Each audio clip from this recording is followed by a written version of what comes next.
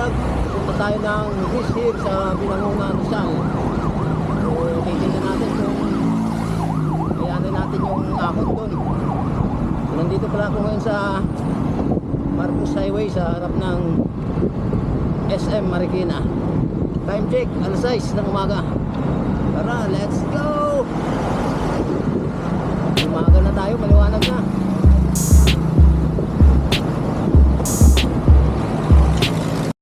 Ayan, nandito na tayo sa Angono, sa may SM Angono. Dito na ako dumaan sa may bayan ng Angono. Ito ang tinaguri ang the art capital of the Philippines.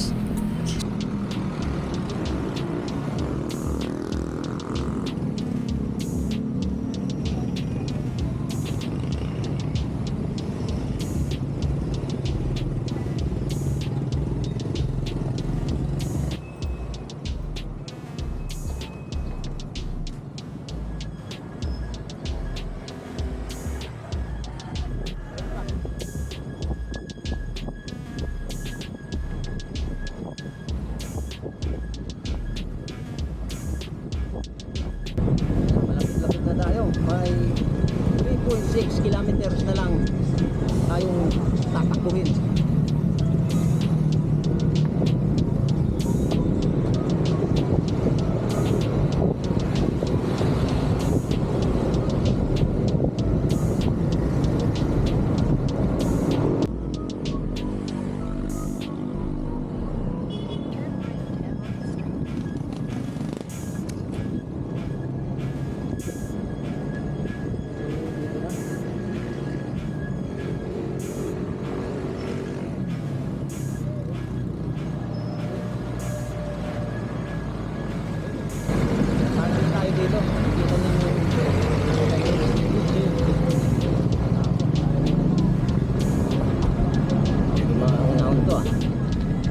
Yung papuntang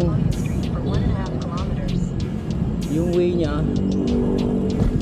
papuntang Sikatan Tapi din.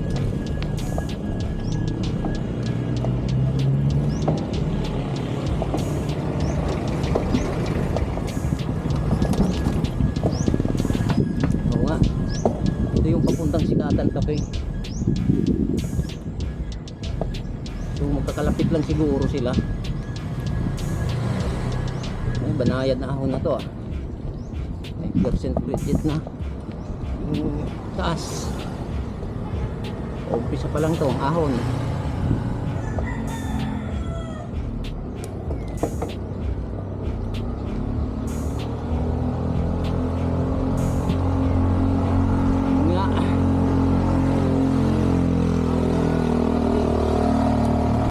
Nandito na tayo sa malapit sa Greece Hill. Ito na yung last part na pinakamatarik na ahon dito paakyat ng Greece Hill. So hindi ko kinaya dito, hanggang kalagitnaan lang ako. Medyo umaangat na yung gulong, hindi na kaya ng tuhod ko umakyat. Pero itong kasama ko si Sir, 65 years old na yan, pero napakalakas na diretso niya na itong ahon nito. Nasa 30% gradient to eh. Tumudulas, umaangat. Ayun oh, tingnan mo. Kaya mo yan. Ang lakas oh. Talagang dinerecho niya oh. Lakas. Praktisado.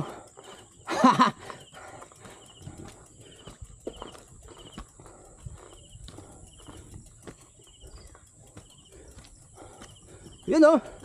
Yay! Congrats!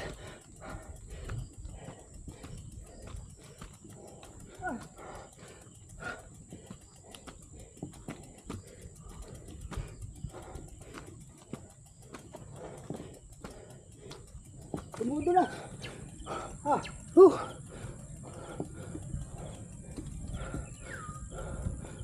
Pero malakas ka. Ilang taon ka na, sir? 65 na. Oh, biruin mo 65 si sir. Mantalang ako 46. Araw-araw naka-bike. Minsan. Pero, yeah, makikita nyo yung ano, Laguna Lake. Tapos dito ang ganda oh. Oh. Overlooking view 360.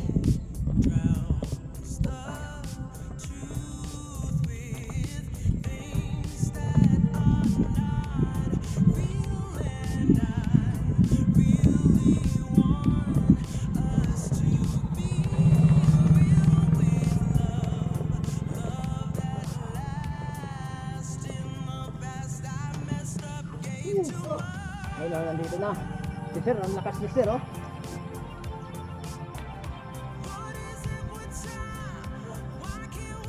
Ah, maliwanag dito sa gabi. Maraming ilaw.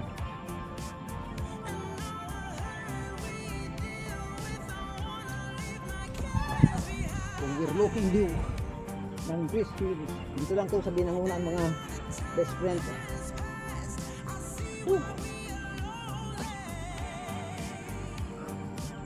Hindi ko kinaya doon sa tarik. Ay, lang pero super tarik. Kita niyo yung Laguna Lake, oh. Ganda.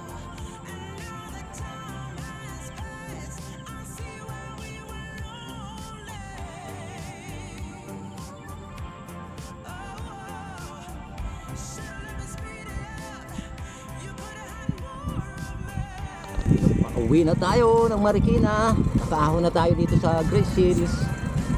Kung nagustuhan nyo yung video ko, paki-subscribe lang po at paki-pindot na rin ang notification bell para lagi kayong updated sa mga gagawin kong video.